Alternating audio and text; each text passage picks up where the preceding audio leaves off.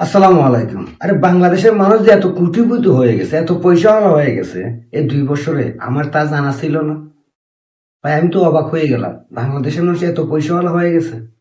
আর এত পয়সাওয়ালা কিভাবে হয়েছে এটা বোঝার জন্য আপনাদেরকে একজন নেতা, আমাদের বিএনপি নেতা রিজভী সাহেবের একটা বক্তব্য শুনতে হবে। চলেন রিজভী সাহেবের বক্তব্যটা শুনি। বাংলাদেশের মানুষ, বাংলাদেশের জনগণ কত কোটি টাকার মালিক এত তাড়াতাড়ি হয়ে গেল। চলেন রিজভী সাহেবের বক্তব্যটা শুনে আসি। জনগণের দাবির পরিপ্রেক্ষিতে জ্বালানিতে কিছুটা বৃদ্ধি করতে হচ্ছে না। ভাই রিজভী সাহেব বললেন জনগণ বলছে তেলের দাম বৃদ্ধি করতে। ভাই আমি তো কোথাও মিছিল দেখি নাই, মিটিং দেখি নাই, মানববন্ধন দেখি নাই যেখানে জনগণ বলতেছে আপনার তেলের দাম বাড়ান, তেলের দাম বাড়ান, আমাদের টাকা পয়সা অনেক বেশি হয়ে গেছে, যে কারণে তেলের দাম যদি আপনারা না বাড়ান তাহলে আমাদের এই টাকা রাখার জায়গা নাই। এই ধরনের কোনো মিছিল মিটিং দেখি নাই। আপনারা কি দেখছেন? আচ্ছা আপনি কি বলছেন তেলের দাম বাড়াইতে হবে? হ্যাঁ বলছেন? আমি কিন্তু বলি নাই ভাই, কারণ আমার এত টাকা পয়সা নাই যে আমি সরকারকে যাই বলবো তেলের দাম বাড়ান, তেলের দাম বাড়ান। আমার টাকা বন্ধুরা খেয়ে ফেলাইতেছে, তেলের দাম না বাড়াইলে আমি ওই টাকা দিতে দেওয়ার জায়গা পাইতেছি না। বলে নাই। আচ্ছা ধরে নিলাম রিজভী সাহেবের কথা আমি সত্য ধরে নিলাম, জনগণ বলছে যে তেলের দাম বাড়ান, তাই তেলের দাম বাড়াইছে। তো জনগণ যদি বইলা থাকে তেলের দামের না বাড়াইতে বলছে, গ্যাসের দাম কি বাড়াইতে বলছে? 12 কেজির একটা সিলিন্ডারের দাম 600 টাকা বাইরে গেছে। জনগণ কি বলছে এক সিলিন্ডারে 600 টাকা বাড়াই দেন? এ ধরনের কি জনগণ বলছে? তো তেলের দাম না বাড়াইতে বলছে, গ্যাসের দাম কেন বাড়াইছে? আচ্ছা ধরলাম গ্যাসের দামও জনগণ বলছে বাড়াইতে, তাহলে বিদ্যুতের দাম কেন বাড়াইলো?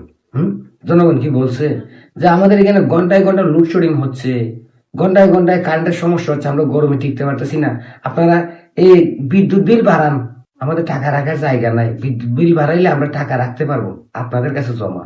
জনগণকে এটাও বলছে। এইসব আজব বক্তব্য যখন সরকারের দায়িত্ব থাকা একজন মানুষ দেয়, তখন ভাই প্রতিবাদ করা ছাড়া আর কিছু থাকে না আমার কাছে। আর তাই প্রতিবাদ করতে আসলাম। রিজভী সাহেব আপনি একটু জবাব দিয়েন, কোন জনগণ আপনাদেরকে বলছে তেল, গ্যাস এবং বিদ্যুতের বিল বাড়ানোর জন্য?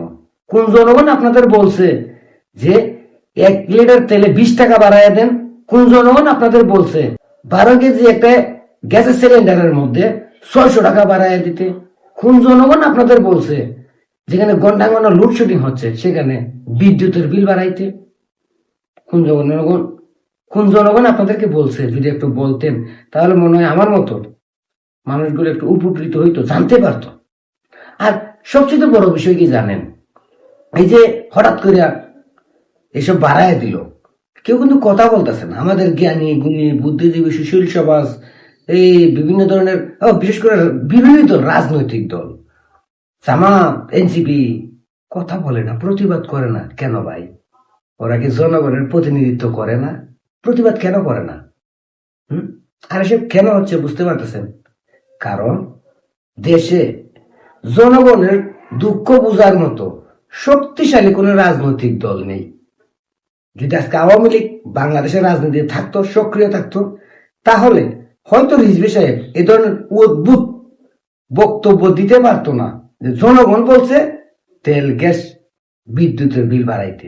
এটা বলতে পারতো না, কারণ আওয়ামী লীগ রাস্তায় নামতো, প্রতিবাদ করত, এই অন্যায়ের বিরুদ্ধে রুখে দাঁড়াইতো। যেমন 2023 সালে বিএনপি রুখে দাঁড়াইছিল আওয়ামী লীগের বিরুদ্ধে। আওয়ামী লীগ তখন 3 টাকা বাড়াইছিল জ্বালানি তেলের দাম, আর 3 টাকা বাড়ানোর কারণে বিএনপির সমস্ত কেন্দ্রীয় নেতারা প্রতিবাদ করছিল এবং কি আন্দোলনে ডাকও দিছিল। অথচ আজকে তারা তেলে 20 টাকা, 12 কেজি গ্যাসে 600 টাকা, বিদ্যুৎ বিল সবই বাড়াইলো, আর দোষ দিল জনগণের গায়ে। কারণ জনগণ আমরা আবুল আবুল, আমরা হইলাম বেকুব চন্দ্র, আমাদেরকে বুকা বানানো খুব সহজ, আমাদেরকে গুয়া মারা সহজ, আমাদেরকে বেচা খাওয়া খুবই সহজ। যেমন জুলাই আন্দোলন আমাদেরকে বেচা খাইছে, খাইয়া টুকাইরা হাজার হাজার কোটি টাকা মালিক হয়েছে ইনুস, 660 কোটি টাকা মাফ নিছে, নিজের নামে সকল মামলা সামলা মাফ কইরে নিয়া আমেরিকার সাথে গোপন চুক্তি করে দেশে গোলাম বানায় দিয়ে গেছে। ঠিক তেমনি এখন আমাদের বর্তমান সরকারের নেতারাও জনগণের উপর দূর চাপাইয়া দিয়া বেকুব বানানোর চেষ্টা করতেছেন। আমরা আসলে বেকুব, বাঙালি জাতি সত্যি বেকুব।